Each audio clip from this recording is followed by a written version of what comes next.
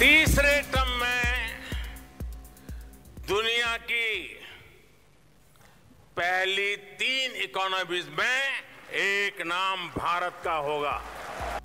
प्रधानमंत्री नरेंद्र मोदी ने अपने अगले कार्यकाल में देश की अर्थव्यवस्था को लेकर ये दावा किया था। उनके इस दावे पर एसबीआई के अर्थशास्त्रियों ने मोहर लगा दी है। यही नहीं, एसबीआई के अर्थशास्त्रियों के अनुसार अब भारत ये मुकाम 2029 से 2 साल पहले यानी 2027 में ही हासिल कर लेगा और भारत से आगे केवल अमेरिका और चीन होंगे। इस तरह अगर तीसरी बार भी मोदी पीएम बनते हैं तो फिर उनके सत्ता संभालने के 13 साल में भारत 10वीं बड़ी इकोनॉमी से दुनिया की तीसरी सबसे बड़ी अर्थव्यवस्था बन जाएगा।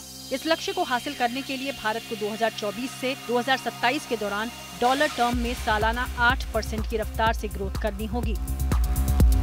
अगर पीएम मोदी के कार्यकाल के दौरान भारत की छलांग को देखा जाए तो 2014 में जब नरेंद्र मोदी के पहले कार्यकाल की शुरुआत में देश की इकोनॉमी $2 ट्रिलियन के साथ दुनिया में 10वें नंबर पर थी। 2015 में भारत की यही इकोनॉमी दुनिया में 7वें नंबर पर आ गई।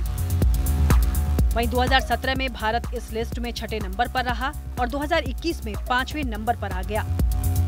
लेकिन बीते कुछ साल से भारत की आर्थिक ग्रोथ में काफी उतार चढ़ाव देखा गया है। ऐसे में अगले 4 साल में भारत तभी तीसरी सबसे बड़ी इकोनॉमी बनेगा जब जापान और जर्मनी की ग्रोथ काफी धीमी गति से हो।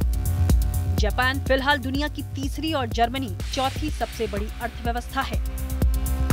लेकिन भारत के लिए इन दोनों ही देशों से आगे निकलना बड़ी चुनौती नहीं है। भारत के लिए असली मुश्किल है लो पर कैपिटा जीडीपी, जो दुनिया की टॉप 10 अर्थव्यवस्थाओं के मामले में भारत में सबसे कम है।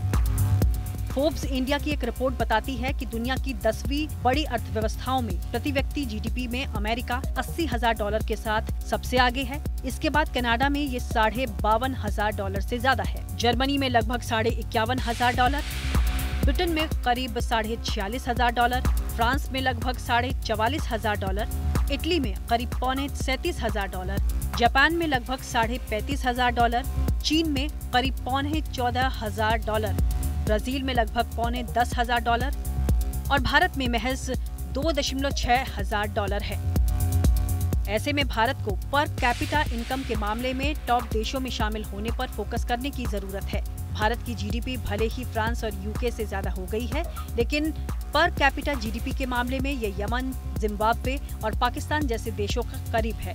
इस पर इसलिए काम करने की भी जरूरत है, क्योंकि साल 2014 में जब भारत दुनिया की 10वीं सबसे बड़ी इकोनॉमी था तो पर कैपिटा रैंकिंग 195 देशों में 157 थी। 2027 में इसके 189 देशों में 138वें नंबर पर पहुंचने का अनुमान है। उस वक्त बांग्लादेशियों की इनकम भी भारतीयों से ज्यादा होगी। IMF के अनुमानों के अनुसार साल 2027 में भारतीयों की एवरेज सालाना पर कैपिटा जीडीपी $3,466 होगी, जबकि बांग्लादेशियों की $3,748 होगी। ऐसे में भारत के लिए अपनी आर्थिक ताकत को बढ़ाने के साथ साथ भारतीयों को भी आर्थिक तौर पर मजबूत बनाने के लिए काम करने की जरूरत है। वीडियो पसंद आया तो हमें लाइक, कमेंट, शेयर और सब्सक्राइब जरूर करें।